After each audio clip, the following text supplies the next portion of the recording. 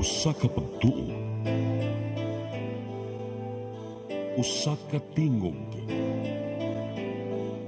usa ka katawhan.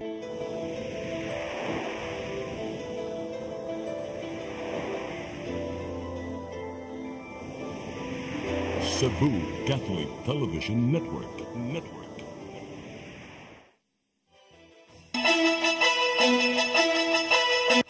Uluhan sa mga balita sa Sayri 47.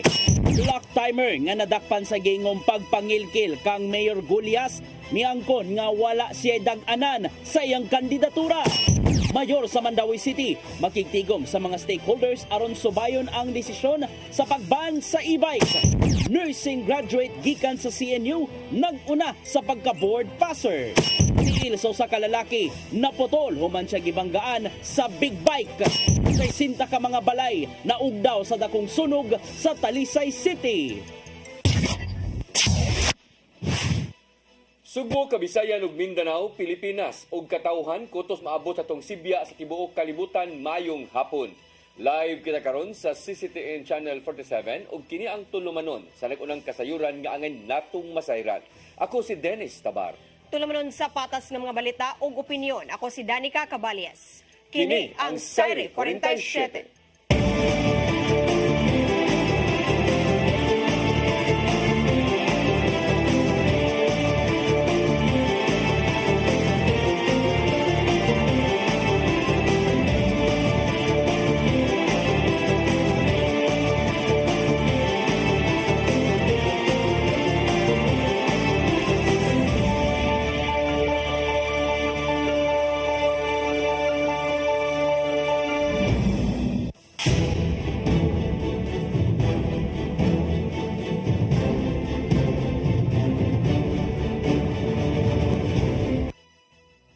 Ug karon sa kumpletong detalye sa atong mga balita, kasong extortion giandam na sa kapulisan batok sa Black Time Radio Anchor tungod sa giingong pagpangilkil kang Talisay City Mayor Samsam Gulyas. Giangko niya nga wa siya'y dag-anan alang sa kandidatura sa pagkamayor bisan og gihimakak niya ang mao nga pasangil. Ang kasayuran ihatod ni Arnold Bustamante. Napusasan ang usa ka black timer sa radyo nga may kandidato pagkamayor sa Dakbayan sa Talisay ug ang iyang kauban nga nagpailang reporter human ay ma-entrap sa mga sakop sa Criminal Investigation and Detection Group Cebu City Field Unit sa usa ka mall sa Barangay Lawaan 2 sa Dakbayan sa Talisay alas 2:30 gahapon sa hapon. Ang napusasan gilang si Roger Simafranca, 44 anyos, taga Sitio Orchids, Barangay Biasong sa Dakbayan sa Talisay ug si Joselito Duliano, 38 anyos, taga Quijano Compound, Virama, Barangay Calamba sa Dakbayan sa Sugbo. Si Simafranca may kandidato pagkamayor sa Dakbayan sa Talisay isip independent ka partido. Una nga mereklamo si Talisay City Mayor Gerald Anthony Samsam Gulyas sa buhatan sa CIDG7 human matod pagipangayuan ni Simafranca og 4 milyones ka pesos aron iyang isibog ang iyang kandidatura apan iya gining giubos ngadto sa 2 milyones ka pesos human maduso ang reklamo sa mayor pinagi sa affidavit nini giplanohan dayon ang entrapment operation og nasabutan nga dito sila magkita uban sa executive secretary sa mayor nga si Juma Rubio sa usa ka coffee shop sa mall sa Lawaan 2. Dala ni Rubio ang duha ka green na envelope nga doon sulod nga 10,000 pesos nga tinuod nga kwarta o 199,000 pesos nga budol money. Sa dihang natunol o nagulitan na ni Simafranca ang envelope o kwarta ang mga sakop sa CIDG nga nasa Loyunini. Dali siya nga gisignit o gipusasan sa kasong robbery extortion. Hugot tinuod nga gihimakak ni Simafranca nga nangilkil siya sa mayor kaya lang niya o sa ni ka politically motivated. Sanglit kandidato man siya sa mga syudad o katbang niya si Gulyas. Mato ni Simafranca nga sa katapusang semana sa Oktubre human siya naka-file og certificate of candidacy. Doon ay nanawag niya nga kanhi kapitan nga kaalyado sa mayor sa Talisay nga ipawithdraw ang iyang pagkandidato bugti sa kwarta. Wala siya mutugan kung pila ang kandidat sa gitanyag apan iyang gibutyag nga kung dili siya mutuo ipa-pick up siya og isulod sa van. Sa tinuod lang gusto gi sila nga pawithdrawon ko gani nay usa ka di na ko nganlan kinsa na tawhana nagkita gimi sa coffee bus coffee sa may El Corso. Yan napi usa ka former kapitan kasi panawag nako nga makigligusik makikita nako si Kuan mauna di na ko nganlan mana nga kana sitwasyon na sa tinuod lang ako balikon politically motivated gyud kay ngano man ako nagikaingon first time pa nga nidagan ko og mayor pero ako nabalikon na Kung tinuod pa ng kwarta ko, dugay ra ko nga withdraw niya, ako gipangiwag kwarta sila. Kaya kwarta ba? Wala matod pa siya mga yung kwarta kang samsam inay siya ang gitanyagan og dakong kandidahan nga wala niya gibutyag. Biangko ni si Mafranca nga balik sa daganan kang Gulyas sa pagkamayor sa Dakbayan sa Talisay apan alang niya nga katungod usab niya nga mo kandidato ug walay balaod nga nagdili niini. Yang gibaso ng usa ka kanhi kapitan sa kansuhong nga si Arnie De La Torre nga mo'y nagtraidor kaniya nga mo'y hinungdan nga gidakop siya sa CIDG. Kasong robbery extortion ang giandam nga kaso sa CIDG 7 batok kang si Mafranca ug Joselito Doliano. Arnold Bustamante, CCTN. Mayor Samsam Gulyas mikumpirmar nga siya ang nangunay sa pagduso og reklamo batok sa kaatbang niyang si Roger Simafranca. Gituyo niya kini aron dili ihayan mabinuangan ang kasagrado sa eleksyon. Ang kasayuran hatod ni Gian Navarro. Sa iyang video message kagabi, gikumpirmar ni Talisay City Mayor Gerard Anthony Samsam Gulyas nga niduso siya og reklamo sa PNP CIDG 7 batok ni Roger Simafranca. Kabahin kini sa giingong pagpangilkil kaniya aron lang mo atras sa kandidatura ang kaatbang sa pagkamayor. Gisaysay ni Gulyas nga human miduso sa kandidatura, nakadawat siya og sumbong gikan sa iya mga higala bahin sa mong pasangil. Nasayran nga niabot og hangtod 4 million pesos ang gipangayo aron lambawion ang kandidatura sa Block Time Radio Anchor nga si Simafranca. First, nangayo og 500,000 para mo withdraw kuno siya. Ang sunod, nangayo og 1.5 million para mo withdraw kuno siya. Ang sunod, nangayo og 2 million para mo withdraw daw siya siyang candidacy. Wala gyud nako ni siya patuli. Nagpasabang mismo si Gulyas sa iya mga staff aron masuta kung kinsa ba ang nag-contact kaniya alang sa pagpang-extort. Gipakigkitaan kini sa iyang mga sakop ang nagpaluyo sa maong pagpangilkil. Pag ingo na naay ni text na 4 million, among gitextan balik og lain na number. Nagka-conversation, human ang ako ang staff nakamit gyud sa ako ang kaatbang sa usa ka coffee shop. First ilang gipangutana, pwede ikaw ba gyud ni ang ni text ni Mayor na nangayo og 4 million para mo withdraw ka? Iya man gi-confirm. Ang nga nangunay mismo sa pagduso og reklamo ang mayor ngadto sa kapulisan aron mahimuan og dinali ang lakang. May numdumang gisikop sa CIDG si Simafranca kagahapon sa usa ka mall sa Dakbayan sa Talisay. Giulagway sa dinakpan nga pinasikad lang sa pamulitika ang gidangatan ug gihimakak among pasangil. Apan gitato usab ni Gulyas nga walay problema kung adunay mo atbang kaniya sa maong posisyon. Basta ang iyang hangyo, dili binuangan ang kasagrado sa eleksyon. Wala ko'y problema na nako'y kaatbang. Kay lipay ko na na'y kaatbang. Pero kung binuangan na nato ang katungod sa tao, binuangan na itong demokrasya o ang electoral process mismo na mudagan ka para mangailang kagwarta, di naman sa tena maayo. Navarro, CCTN News. Joint Security Control Center, gipanguluhan sa Commission on Elections, gi-reactivate alang na sa pagpangandam sa umabot nga eleksyon sa sunod nga tuig. Ang kasayuran ihatod ni Mary Rose Sagarino. Sa headquarters sa Mandawi City Police Office, gipahigayon ang meeting kagahapon. Tali sa nagkadayang ahensya sa gobyerno, gipanguluhan sa Commission on Elections Mandawi. Gi-reactivate ang Joint Security Control Center alang sa pagpangandam sa umaabot ka midterm election sunod tuig. Naglangkob ni ini mao ang COMELEC, MCPO, Bureau of Fire Protection, Armed Forces of the Philippines, Coast Guard, Bureau of Jail Management and Penology ug Department of Education. Gihimugatan ang kamahinungdanon sa hiniusang paringkamot ug koordinasyon aron mamintinar ang kalinaw ug kahapsay sa umaabot nga panahon sa piniliay. Ang reactivation nagtumong usab sa paghiusa sa nagpadayon ug umaabot nga mga inisyatiba kalabot sa eleksyon aron masiguro nga hapsay ug malinaw ang piniliay. Na pahigayon ng mga COMELEC checkpoints, regular checkpoints man, and during sa pagkuan sa mga baklas, so magka-coordinate lagi may para hapsay ang tanan ang dagan sa during sa election by next year. Dugang pa ni Villaro nga wala ray gitino nga hotspot sa syudad sa Mandawi. So far sa presentation ni COMELEC officer gahapon, wala may gi-present na hotspot, and so far ang ato ang mga candidate wala may bisan usa na ni mga threat. So mauna nga so far sa update so yesterday, safety ra gyud ang tanan. Mary Rose Sagarino, CCTN News.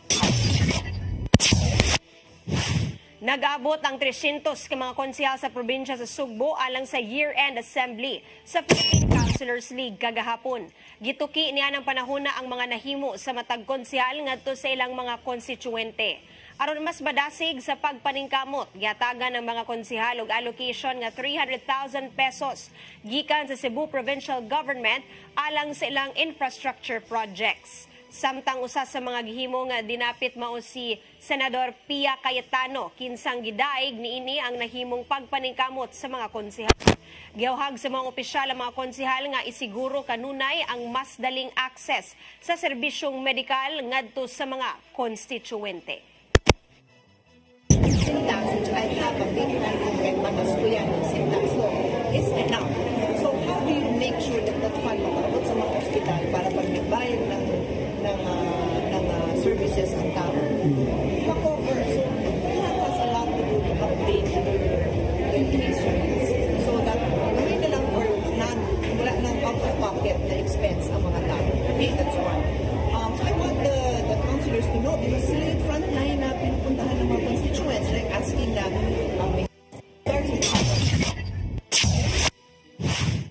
Konseho sa Dakbayan sa Lapu-Lapu mipalabang og ordinansahon aron batukan ang online sexual abuse and exploitation of children dinhi sa kundidto sa mga Dakbayan. Subay kini sa pagselebrar sa National Children's Month karong buwana. Ang kasayuran ihatod ni Cristel Joy Felerca.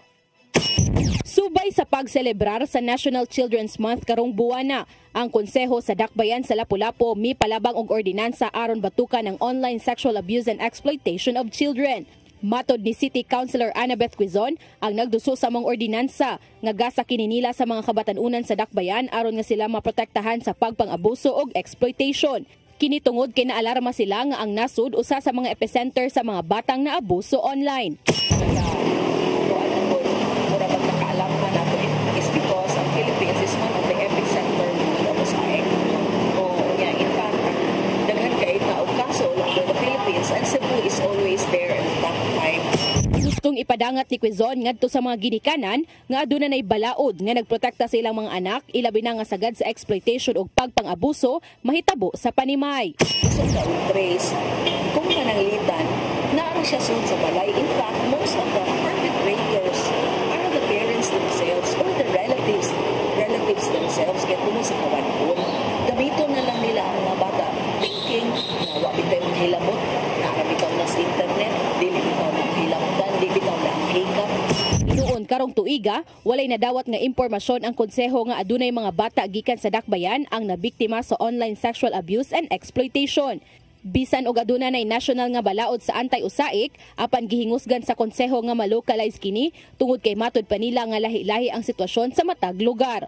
Usa sa nakasuwat sa ordinansa nga sugod karong Enero tuig 2025, ang mga tag-iya sa mga internet cafes o mga establishments kinahanglan ng ipaubos sa orientation sa City Social Welfare and Development Office kabahin sa online sexual abuse and exploitation sa dili pa sila makakuha og business permit. Cristel Joy Felerca, CCTN News. Konsehal June Alcover mihangyo sa mga kadagkuan nga padugangan ang pondo alang sa City Agriculture Department. Gikabalakan niya ang gidangatan sa mga mag-uuma sa bukirang bahin sa syudad sa Sugbo. Ang kasayuran hato di Gian Navarro. Sa iyahang privilege speech, gisaysay ni Konsehal Pastor June Alcover ang kahimtang sa mga mag-uuma sa bukirang bahin sa syudad sa Sugbo. Sumapa niya nga nagkalisod ang ubang mga mag-uuma sa pagpamaligya sa ilang mga tanom o gilabihan ang pagkaapekto ilabi na sa nang labing mga katalagban sama na lang sa El Nino phenomenon. Gisaway usab niya ang mga kakuwang sa pundong gigahin ngadto na sa City Agriculture Department aron ipalit og dugang pang mga makinarya mong nag-antos ang mga mananumay sa mga middleman diin dako-dako ang ilang pangayo imbes nga idiretso kado ang ilang mga abot. Gihangyo niya mga kadagkuan sa syudad nga kung mahimo tugangan paunta ang pondo sa City Agriculture Department. Pero kana sa atong practice karon sa Cebu City wala pagyo naton na mahimo. Kaya wala tay track nga magamit ang City Agriculture Department pag tubag ani kipanginahanglanon sa kabukiran. Wala sa tay motorcycles.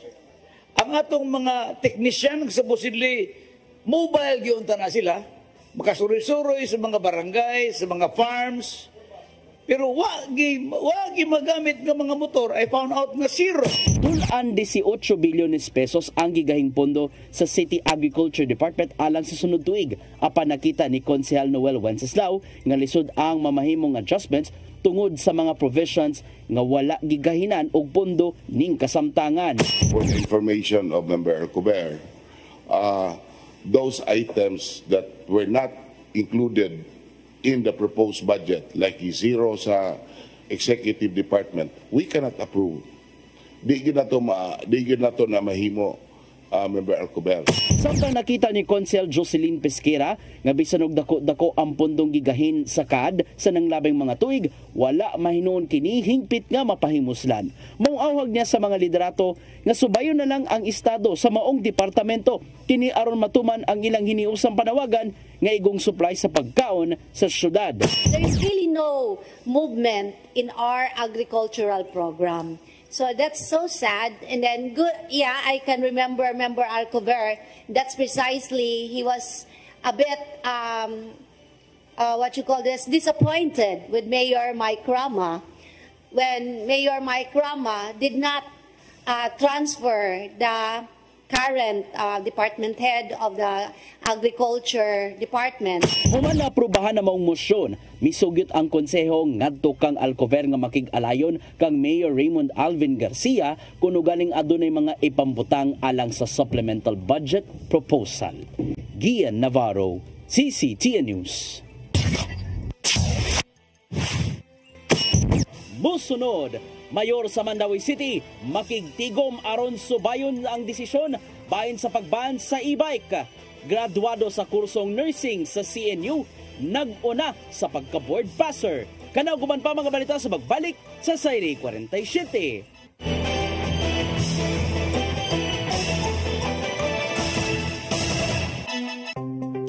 Discover the beauty of the Philippines.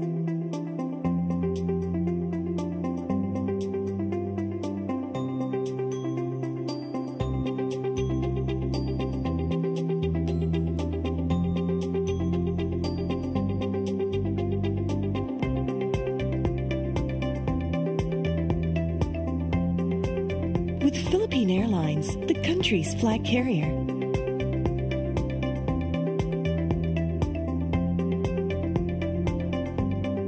The airline that lets you feel the warmth of the nation.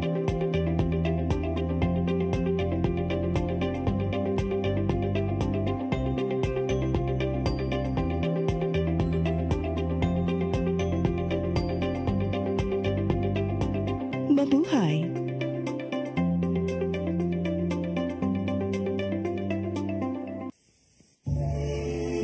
Ben Zubiri, kompositor, artista sa bantawan, pelikula o radyo. Mas nailhan sa ngang Iyo Carbo. Si Ben Zubiri ang isuwat sa way kamatayong awit Matud Nila.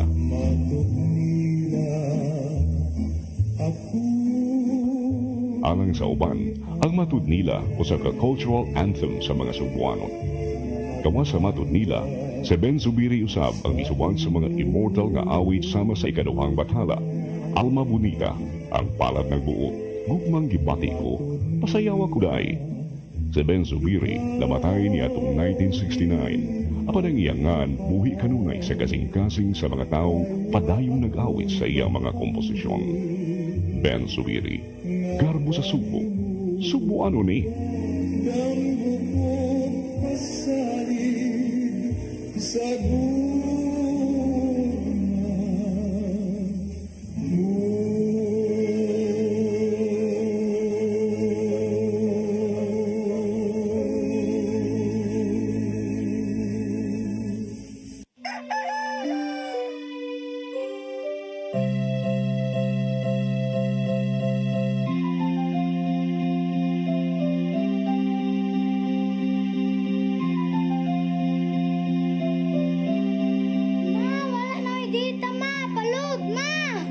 Sorry ma'am, na-late ko.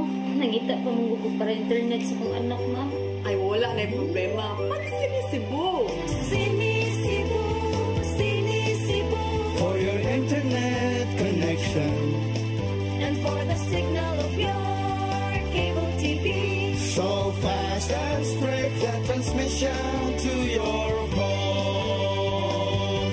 Cine Cebu. Cine Cebu, Cine Cebu offers you to have fiber optics for your viewing experience. Perfect and clear, so fine, so great and affordable for you to enjoy. Cine Cebu. Cine Cebu Television Network Incorporated offers fiber to the home broadband internet bundled with fiber to the home cable TV connection. Cine Cebu Television Network Incorporated, with its operation in Metro Cebu and the whole province of Cebu soon. And affordable for you to enjoy. Cine Cebu.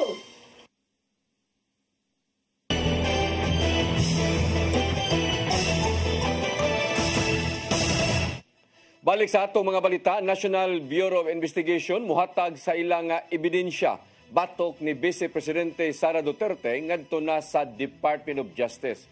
May tungod kini sa nahimong hulga ni Duterte sa mga dagkong opisyal sa gobyerno, ilabi na ang kasamtangang presidente. Ang kasayuran ihatod ni Gian Navarro. Mohatag ang National Bureau of Investigation sa mga ebidensya ngadto sa Department of Justice bahin sa nimong hulga ni Vice Presidente Sara Duterte kang Presidente Ferdinand Bongbong Marcos Jr. Ilabi na nga karong adlaw wa gyud ni tambong ang Vice Presidente sa gikatakdang hearing aron ipasabot ang mong hulga ngadto sa mga dagkong opisyal sa gobyerno. Sumapa ni NBI Director Jaime Santiago nga idiretso na ngadto sa prosecution ang mga nakuha nilang ebidensya base sa ilahang pagpakisusi. Daan ang miisyu og sabina ang NBI kang Duterte aron pamatud-an ang maong hulga sa kinabuhi ngadto kang Marcos Jr. Kung ugaling mamatay usab siya. Pinasubay kini sa nagpadayong issue sa paggamit sa minilyong balor sa confidential fund sa Office of the Vice President, ingon man sa Department of Education diin bilingkod si VP Duterte niya ng panahuna. Samtang gisusi na sa mga otoridad ang mga gipanglitok ni Vice Presidente Duterte aron pamatud-an kung nakalapas ba siya sa pipila ka mga balaod sa malang sa grave threats ubos sa Cybercrime Prevention Act of 2012 o posibleng kalapasan sa Anti-Terrorism Act. Sa laing bahin, mahimong mangunay ang ombudsman sa investigasyon sa pasangil nga giatubang ni Duterte isip usa ka public official kung aduna sila'y jurisdiction. Suma pa ni Ombudsman Samuel Martinez nga may mo sila makasunod sa investigasyon kung adunay kalapasan sa Ombudsman Act of 1989. Gian Navarro, CCTN News. Naninguhang nasod nga Indonesia sa pagpauli kang Mary Jane Veloso sa Pilipinas karong Enero sunod tuig.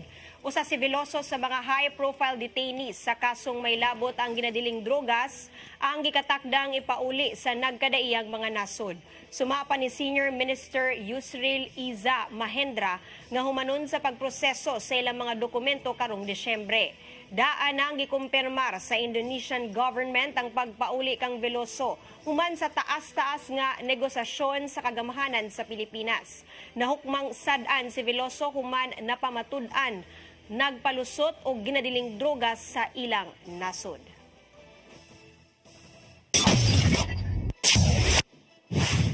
Makigtigom si Mandawi City Mayor Glenn Bercede sa Traffic Enforcement Agency of Mandawi kabahin sa gipatuman nga ban sa pagpapasahero sa e-bike sa tanan nga kalsada diha sa ilang syudad. Matod ni Bercede nga gikinahanglang tun-an ang palisiya ug tan-awon kung gikinahanglan bagayod ang maong pagban.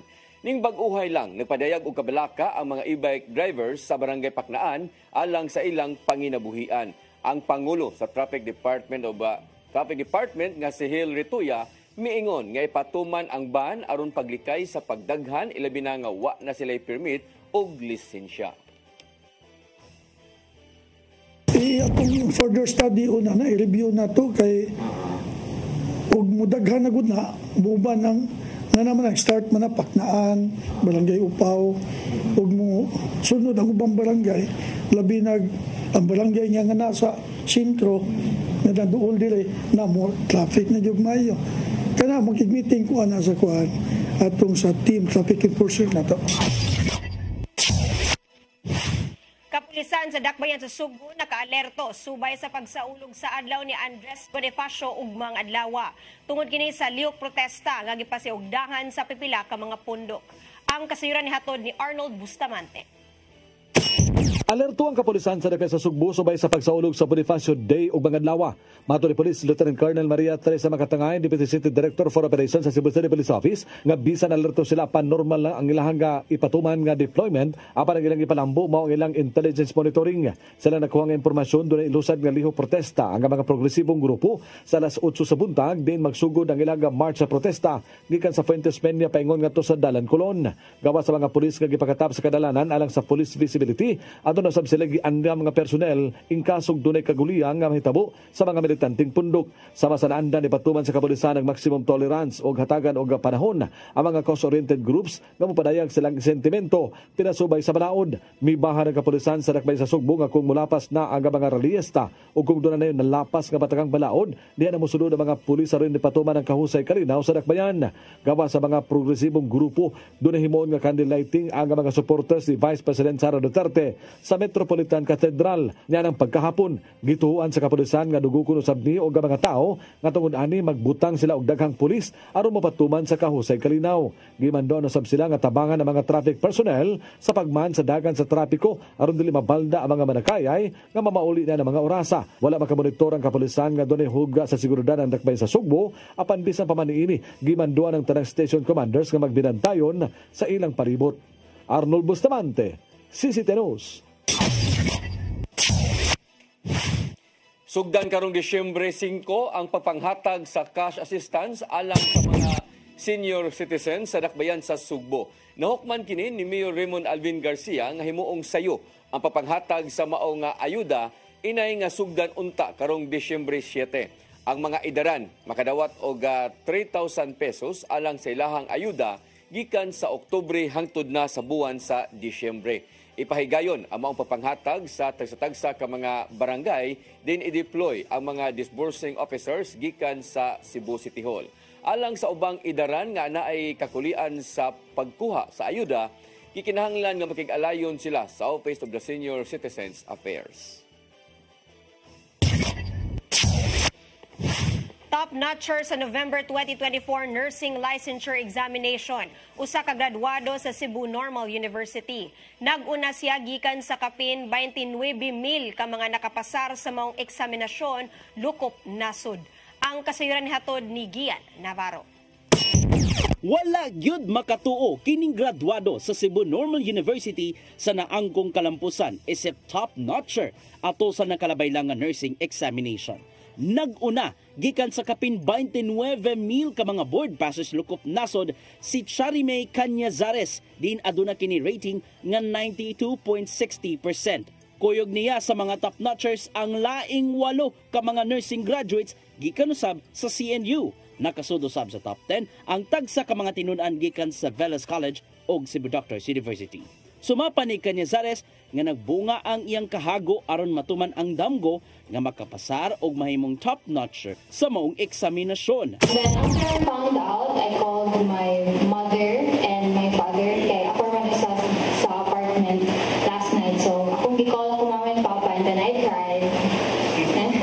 I told them top 1 ko. Because di-manifest yun ako mga top 1 ko. Susamot ang kalipay nga naangkon sa ubang mga nakapasar sa examination sa pagka-nurse. Adunay pipila kanila ang manarbaho nga risanasod samtang ang uban mo proceed sa kursong medisina. I think same sa may plan ni Canyazares na ma-proceed sa medicine. I would like to serve my country and work here in the Philippines. I'm a homebody. I love being here. I see myself more as a Filipino nurse more than anything. So I think in the immediate future, I see myself more in the Philippines. Makagawat si Canyazares og insentibo nga 100,000 pesos gikan sa CNU diin aprobado kini sa Board of Regents. Mipasalik ang mga kadagkuan sa mong universidad nga magpadayon sa paghatod og dekalidad nga edukasyon dinhi sa Sugbo.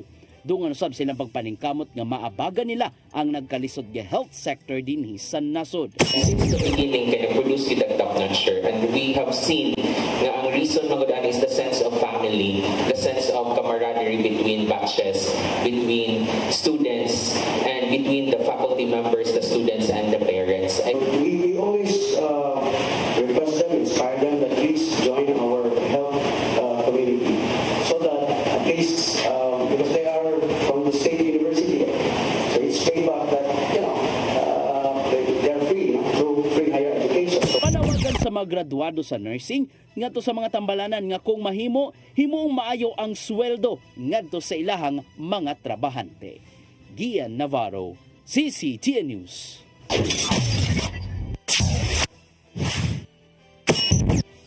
Musunod, tiil sa usa ka lalaki, naputol human siya gibanggaan sa big bike. Sa 60 ka mga balay, naug daw sa dakong sunog sa Talisay City. Kanaguban pa mga balita sa magbalik sa Sayre 47.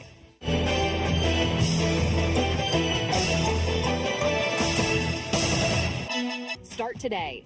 Unlock the secret to a healthier you. You're worth it. Health is wealth. Health Plus. Easy Flow and Health Lift Plus. Health is wealth.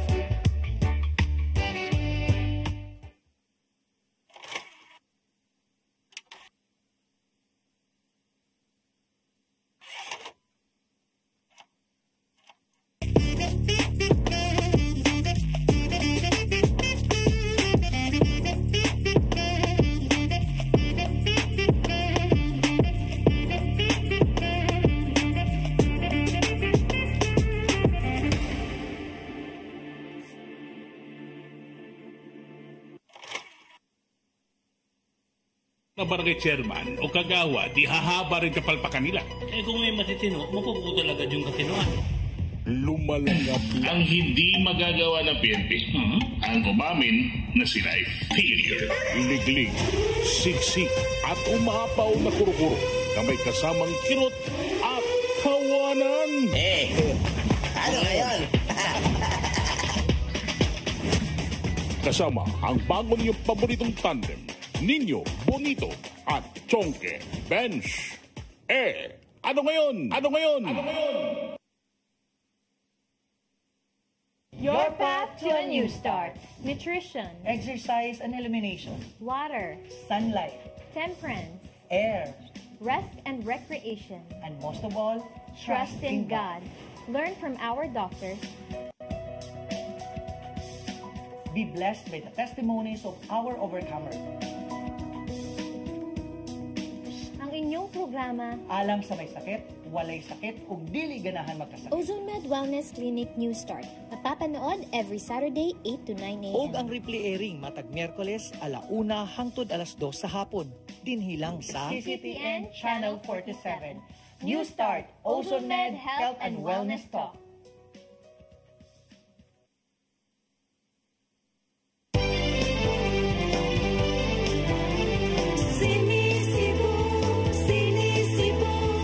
Internet connection and for the signal of your cable TV, so fast and straight the transmission to your home. Cine Cebu offers you to have fiber optics for your viewing experience, perfect and clear, so fast, so great and affordable for you to enjoy. Cebu Television Network Incorporated offers fiber to the home broadband internet bundled with fiber to the home cable TV connection. Cebu Television Network Incorporated with its operation in Metro Cebu and the whole province of Cebu soon. Cine Cebu for your internet connection and for the signal of your cable TV, so fast and straight the transmission to your home. Cine Cebu offers you to have fiber optics for your viewing experience, perfect and clear, so fast, so great and affordable for you to enjoy.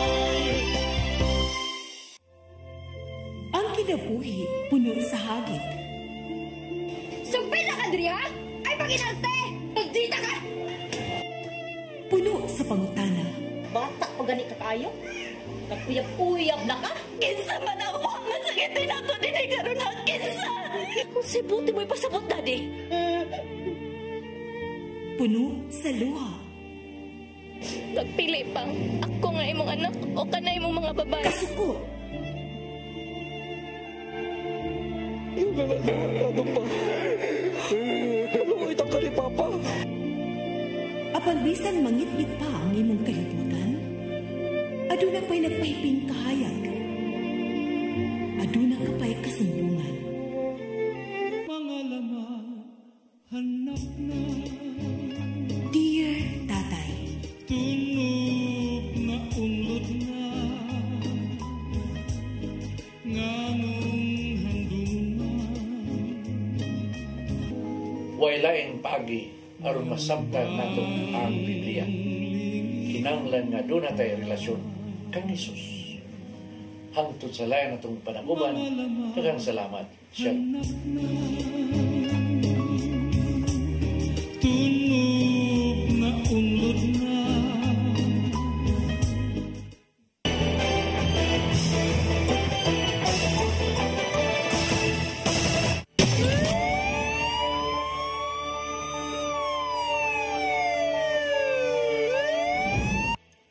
Balik sa atong mga balita, pedestrian nga maghatod unta og paniudto sa iyang asawa, naputol ang tiil human nabanggaan o gadakong motor. Padong unta kining mulabang sa MC Briones Street sa Barangay Basak, siyudad sa Mandawi kagahapon sa udto. Ang kasayuran ihatod ni Mary Rose Sagarino. Naputol ang tiil sa usa ka pedestrian human kini nadasmagan sa big bike samtang padung labang sa MC Briones Street, Barangay Basak, siyudad sa Mandawi kagahapon sa hapon. Si Police Lieutenant Colonel Mercy Villaro ang tigpamaba sa Mandawi City Police Office niingon nga ang 38 anyos nga lalaki paingon hatod og paniudto sa iyang asawa. Nilabang na siya no going to Truwit na establishment kay dito man nag-work ang iyang asawa kay hatdan unta niya og paniudto. So nahitabo nga sa iyang paglabang di ay agi nga kusog nga motorcycle na naigo jud ang iyang right foot na lagpot og moto nga ang atoang mga naa sa palibot atong mga pedestrian mga concerned citizen mo ni mga nanawag sa DRRMO sa atoang team na mao na nadala siya sa nearest na hospital. Si Villaro niingon nga ang 24 anyos nga driver nga si Lawrence nagbiyahe sa MC Briones paingon sa South dihang nahitabo ang insidente. Ang tuo nga BTS sa lalaki naigo sa atubangang ligid sa big bike. Gida siya sa tambalanan apan ang tuo nga BTS gayong dili na mabalik pa matud ni Villaro. Si Villaro niingon nga ang biktima ug ang driver nagkasettle ra. Ang driver mao moabaga sa gastuhon sa ospital, pagpataod og prosthetics ug paghatag sa nawa nga panginabuhian. Si Hilary Tuya ang OIC Department Head sa Traffic Enforcement Agency of Mandawi kun team niingon nga walay pedestrian lane sa maong lugar apan adunay skywalk nga mauunta ang angay gamiton. Awhag sa tigpamaba sa Mandawi City Police Office sa mga driver o pedestrian nga kanunay mag-amping kung ana sa kadalanan. Adult man, bata, tiguang, so wata kay ba or mga iro nga mga gidin ha. So careful lang yun. Especially nga sa mga motorista nga gagamit sa po itong mga big bikes. So, and the part sa po sa atong mga pedestrian nga careful sa po sila before sila mulabang nga mulingid sila side by side kung naabay mga muagi na mga dagko na mga sakyanan kusog. So tanan kita responsible ta sa ato ang mga lakaw sa ato ang mga sa atong palibot na mukuan gyud ta mo caution ta mo para ma-warningan ta sa atong kagalingon nga dili gyud ta ma-disrush. Mary Rose Sagarino, CCTN News. Call center agent giagtang pagpusil patay sa riding in tandem sa Barangay Tejero sa Dakbayan sa Sugbo. Kapulisan misubay na sa anggulo sa panimalos ug ilegal nga drogas ang hinungdan sa maong pagpamusil. Ang kasayuran hatod ni Arnold Bustamante.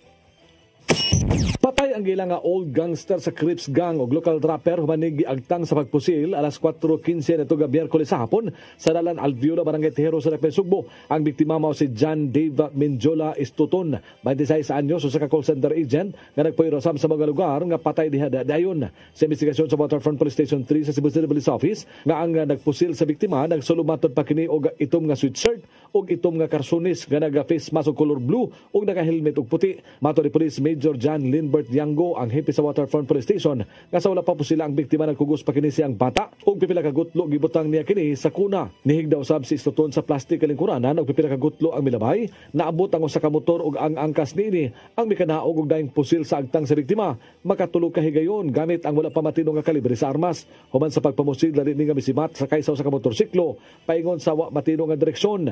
Dugan ni Yango nga nagpadayon pa karon ang ilang gihimo nga investigasyon ug nag-backtracking sila sa mga kuha sa CCTV camera sa dapita. May gawa silang pasiunang investigasyon base sa pamahayag sa mga kabanay nga doon na kinigi ka relasyon nga babay nga gipaubos na sa pagsukit-sukit.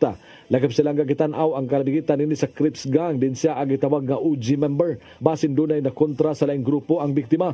Sigon sa mga kabanay niini nga gawa sa ihang pagka call center agent usa-usab ni ka rapper nga posibleng usasab ni sa hinungdan kanang siya gipusil. Wala usab ni nawada ang posibilidad nga doon kalabigitan sa illegal nga drugas kay sigon sa mga silingan niini nga mogamit usab matod pa kini apan ila pa kini nga panawman. Doon na matod pa usab ni armas nga daladalahon nga nagpasabot nga doon kini kontra. Arnold Bustamante, CCTV News. Patay ang usa ka construction worker sa dakbayan sa Lapu-Lapu human dunggaba sa iyang silingan kagahapong adlaw. Ni angkon ang suspek nga nabuhat niya ang krimen tungod sa kalagot. Ang kasayuran ihatod ni Cristel Joy Felerca. Patay ang usa ka construction worker human kini dunggaba sa iyang silingan pasado alas 5:55 sa buntag kagahapong adlaw sa sitio Sudungan, Barangay Basak, Dakbayan sa Lapu-Lapu. Ang biktima nagpangidaron og 47 anyos samtang ang suspect usa ka 36 anyos nga lalaki. Ang mga nakakita sa panghitabo ni butyag ngadto sa kapulisan nga ang biktima naglakaw lang sa kadalanan sa dihang kalit kining gidunggab sa suspect sa makadaghan nga higayon. Matod ni Police Lieutenant Colonel Christian Torres, ang spokesperson sa Lapu-Lapu City Police Office, nga posibleng ang naangkon nga samad sa dughan mo ihinungdan sa daling kamatayon sa biktima. Pa diri lang makita na to, pero mo ang kaning diri may fatal gid niya, may go kasing-kasing na to. Dugang pa niyang posibleng natripan lang ang biktima tungod kay wala kini pa nagbingkil sa suspect. Daan ang nagbarog sa kadalanan ang suspect ug posibleng naatlan lang nga ang biktima mo iniagi sa maong orasa. Sigon usab ni Lieutenant Colonel Torres nga ang suspect usa ka drug personality. Aduna usab kini kaso kaniadto nga may kalambigitan sa illegal nga drogas ug attempted homicide. Sa dihang nahinabi sa CCTN News Team ang suspect nga si alias Jose, dili tinuod diyang pangalan nga niadtong milabay nga adlaw. Nakita diyang nikatkat sa ilang atop ang biktima. Ug gagahapon sa buntag iya kini nakitaan og tungod siyang kalagot na dunggaban kini niya. Giangko niyang magamitay siya og illegal nga drogas apan nibutyag kini nga wala siya makagamit ato sa insidente. Nibutyag ang suspect nga nakasinati siya og pagmahay sa iyang nabuhat. Mahay ma'am. Kung sa'y dagan nga ni ma'am, ako lang yun yung tuwato ma'am. Isyuhan yun ako ma'am. Kasama ko. Karong adlaw pa mapasakaan og tukmang kaso ang suspect. Cristel Joy Felerca, CCTN News. Dili mumino sa 60 ka mga balay ang naugdaw maniudto ang dakong sunog ganiyang buntag sa Bay Street, Barangay Kansuhong, Dakbayan sa Talisay. Nadawat kini sa mga kabomberohan sa takna nga alas 10:34 sa buntag o giisa kini sa second alarm aron pagresponde sa ubang fire truck. Napaong hinuon ang kayo pagkalabay sa dulan usa ka oras. Matod sa Talisay City Fire Station nga hinimo sa concrete ug light materials ang sagad sa mga balay nga nangaugdaw. Dulan 350,000 pesos ang gibanabanang danyo sa mga kabomberohan. Gisusi karon sa mga investigador kung unsa man ang hinungdan sa dakong sunog.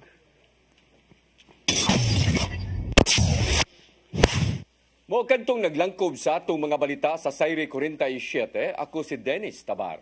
Sa ato Christmas countdown, 26 kaadlaw na lang sa dili pa ang Pasko. Ako si Danica Cabales, hangtod Lunes pon sa inyong paboritong tulumanon. Sayre 47.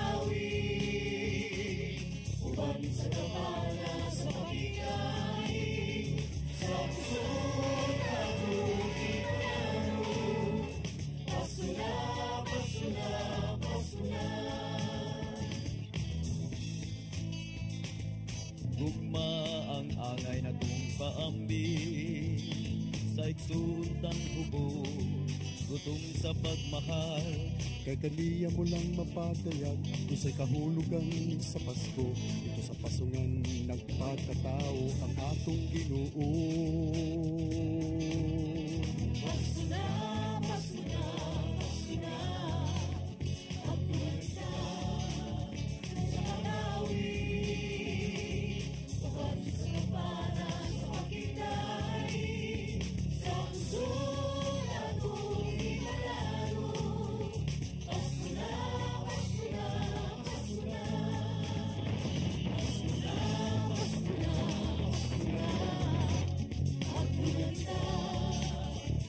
Start today.